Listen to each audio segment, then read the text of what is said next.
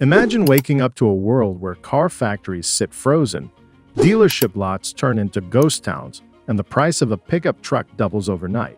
This isn't a dystopian movie. It's the reality unfolding right now after Mexico's unprecedented retaliation to U.S. tariffs. By slamming the brakes on $150 billion in annual auto parts exports, Mexico has triggered a chain reaction that could cripple America's largest manufacturing sector. The question is, can the U.S. survive this economic siege? Invisible lifeline. The U.S. and Mexico aren't just neighbors. They're conjoined twins in auto manufacturing, bound by a supply chain so deeply integrated that separating them would be catastrophic.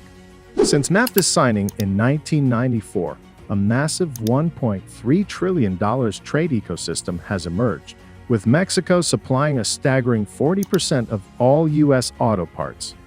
Every American car rolling off the production line is, in some way, part Mexican. But why is Mexico so essential to the U.S. auto industry?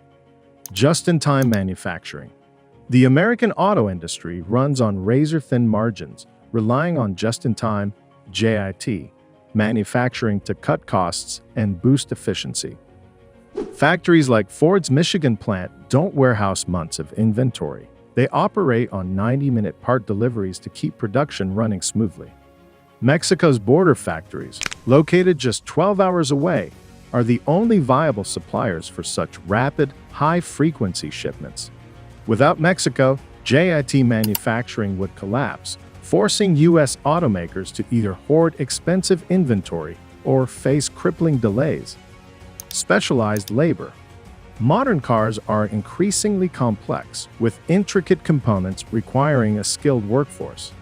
Take wiring harnesses, for example, the nervous system of every vehicle, responsible for connecting all electronic functions. These aren't simple cables but highly sophisticated networks that demand precision hand-stitching. Ciudad Juarez alone employs over 50,000 workers trained specifically for this delicate task. If the U.S. were to attempt reshoring this labor force, it would take at least 5 years to recruit, train, and scale operations.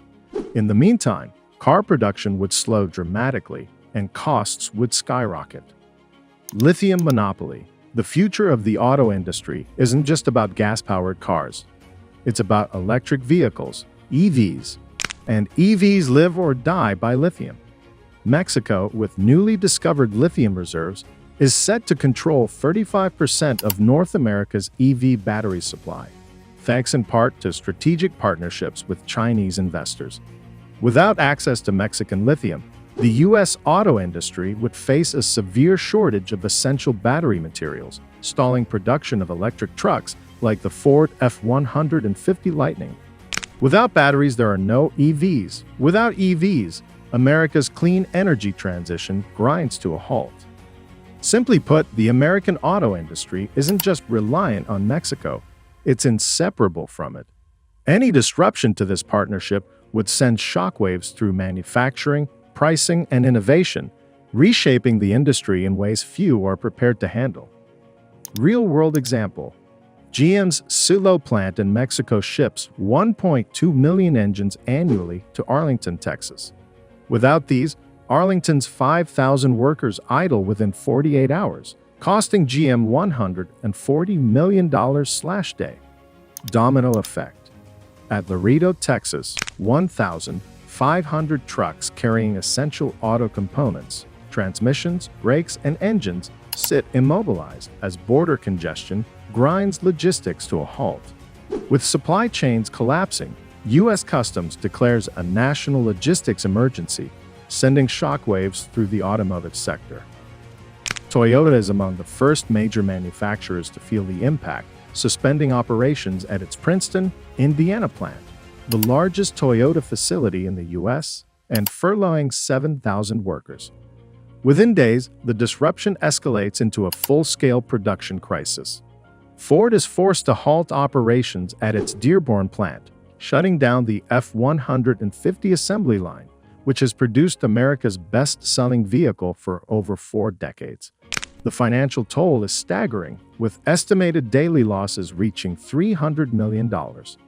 Tesla follows suit, suspending Cybertruck production due to a critical shortage of battery cooling systems, which are manufactured in Mexico. Elon Musk takes to social media, calling the situation the worst supply chain crisis since 1942. As the crisis deepens, the effects ripple across multiple industries. Steel manufacturers take a major hit as automakers, who account for 25% of U.S. steel purchases, drastically cut orders. U.S. Steel is forced to idle its Gary, Indiana plant, putting thousands of workers out of a job.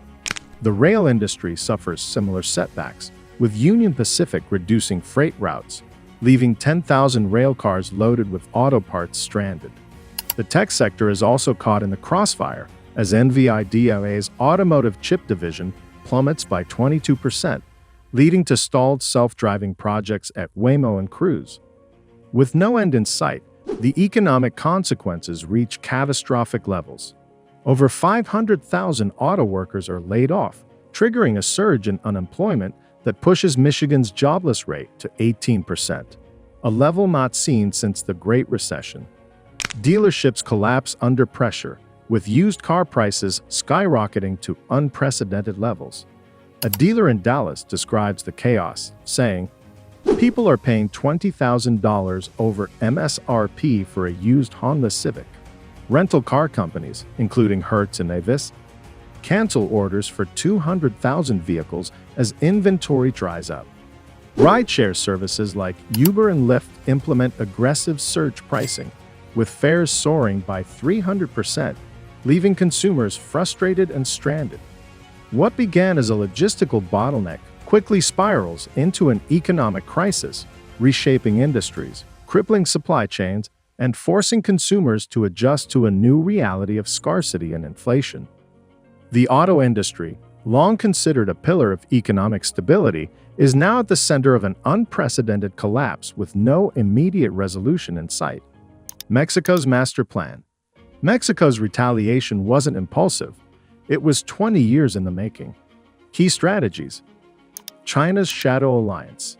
Since 2015, Mexico quietly partnered with Chinese EV giants BYD and SAIC.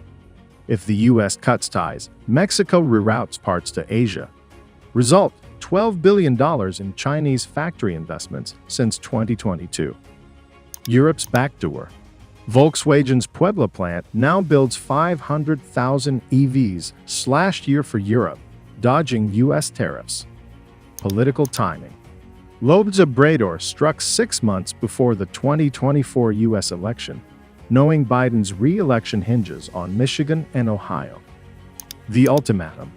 Mexico's Foreign Minister Marcelo Ebrard tells Biden, "Lift tariffs or we sell engines to China." Global shockwaves. Beijing buys $50 billion /year of Mexico's orphaned auto parts to fuel its EV dominance. BYD opens a $3 billion battery plant in Sonora, Mexico, tariff-free under USMCA. Europe's coup. German automakers like BMW and Mercedes slash U.S. prices by 15% using Mexico-made EVs. The EU fast-tracks a Mexico-EU trade pact, bypassing U.S. sanctions. Canada's betrayal. Trudeau's government offers Tesla $1 billion to build a gigafactory in Ontario. Auto parts giant Magna International shifts 30% of its supply chain from Michigan to Quebec. Human toll.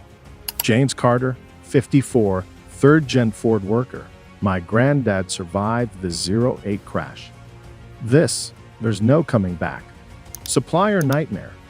Gina Marquez, CEO of a Michigan brake pad factory. "We're 72 hours from bankruptcy. My workers are selling their tools to feed their kids." Political fury. Senator Sherrod Brown, Ohio. "This isn't a trade war, it's economic treason."